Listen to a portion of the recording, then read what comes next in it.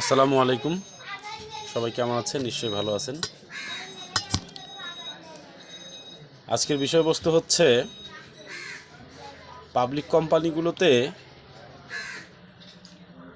মালিকের পক্ষ থেকে নাম করে যে কিছু কিছু চামচা থাকে আর কি, বড় ধরনের, যারা বলে যে তারা কোম্পানিকে ধারণ করে, ওন করে আর কি। আসলে এই সমস্ত ওন করা মানুষের জন্য অনেক মানুষের পেটে লাথি পড়তেছে। এই সমস্ত মানুষরা একপক্ষিক মালিককে যেমন পামপট্টি দিয়ে নিজের আখের গুছিয়ে রাখে, অপরপক্ষে নিরীহ যারা কথা বলতে পারে না তাদের পেটে লাথি মারার জন্য এরা দাঁড়িয়ে যায়।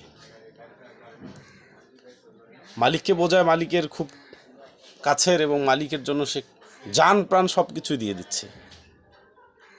তা আদতে কি করে এরা নিজেদের আখের গোছায়।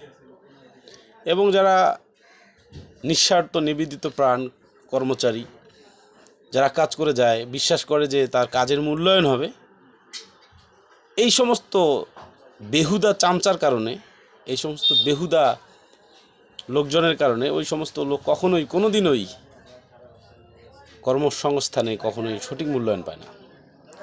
তাদের প্রমোশন আটকায় যায়, তাদের ইনসেন্টিভ আটকায় যায়, তাদের চাকরি চলে যায়, অথবা চাকরি না চলে গেলেও চাকরি ছেড়ে দিয়ে যাবার মতো পরিস্থিতি তৈরি হয়ে যায়।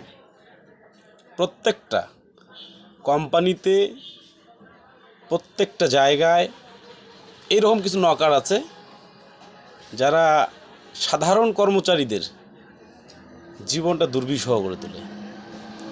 আদতে এরা একটা টাইম প্রতিষ্ঠানের কাছে অনেক মূল্যায়ন পায়, এবং একসময় নিজের ভাবা শুরু করে যে এই প্রতিষ্ঠান তো আমার।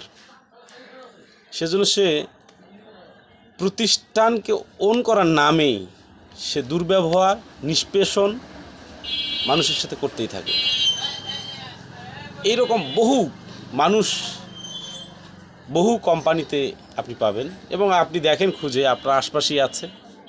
এই সমস্ত মানুষ থেকে আসলে সাধারণ কর্মচারীর বাঁচা বড়ই দুষ্কর। একটা টাইম এমন অবস্থায় আসে যে একটা সাধারণ ন্যূনতম যে অল্প মজুরিতে চাকরি করে, হয়তো এই চাকরিটা তার জীবনের একটা প্রয়োজনীয় বিষয়, যে এটা ছাড়া তার করার কিছুই থাকে না, কিন্তু এই সমস্ত লোকের কারণে তাকে ছেড়ে দিয়ে আসতে হয়।